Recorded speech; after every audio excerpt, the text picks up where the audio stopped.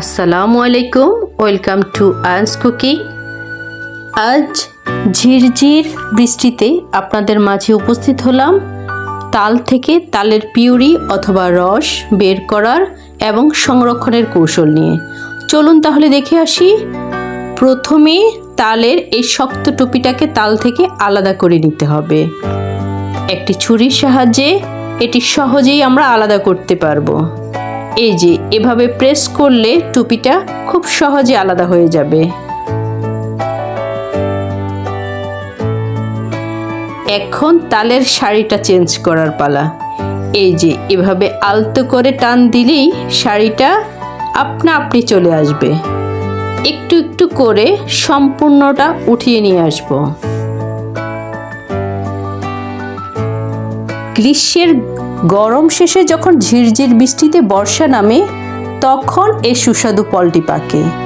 পাকা তালের মধ্যে রয়েছে vitamin A, B, C, zinc, potassium, iron ও ক্যালসিয়ামের মতো খনিজ উপাদানগুলো এর মধ্যে বিদ্যমান।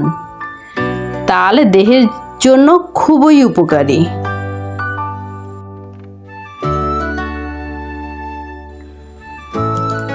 এখন তিন ভাইকে আলাদা করার পালা।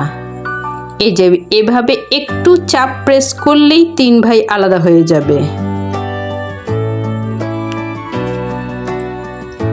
এক এক করে প্রত্যেক ভাইকে আমরা পরিষ্কার করে নেব।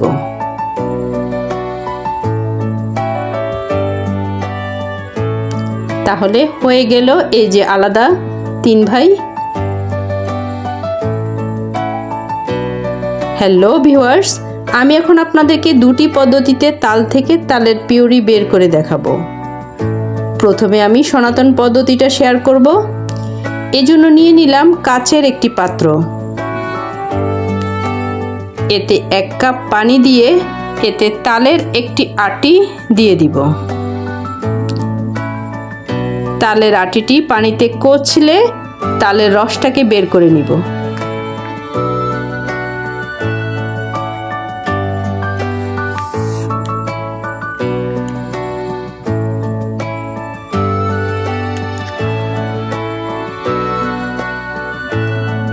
এরপর আটিটিকে নিংড়ে আলাদা করে নিব।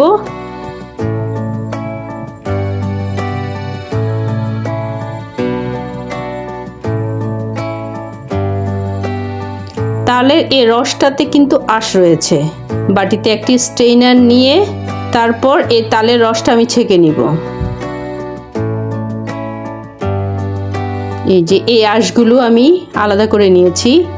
তাহলে ভিউয়ার্স, সনাতন পদ্ধতিতে আমরা তালের রসটা বের করে নিয়েছি। আমি এখন দ্বিতীয় পদ্ধতিটা আপনাদের সাথে শেয়ার করব। দ্বিতীয় পদ্ধতিতে আমি একটি সালাদ কাটার মেশিন নিয়ে নিয়েছি এবং এই সালাদ কাটার মেশিনের উপর তালটাকে রেখে এভাবে তালের পিউরিগুলো আলাদা করে নিব। দেখুন অপোজিট সাইডে তালের পিউরিগুলো উঠে এসেছে।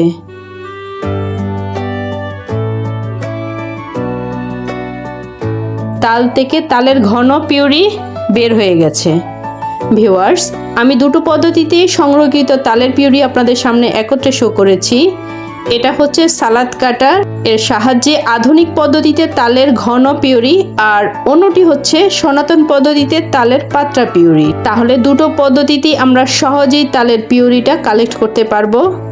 যার যে পদ্ধতিটা পছন্দ সে পদ্ধতিতে তালের পিউরি কালেক্ট করে নিব। এভাবে কালেক্টকৃত তালের পিউরি এয়ারটাইট বক্স অথবা বোতলে ভরে 6 মাস ডিপ ফ্রিজে সংরক্ষণ করতে পারবেন। এতক্ষণ আমার সাথে থাকার জন্য ধন্যবাদ। ওকে, আল্লাহ হাফেজ।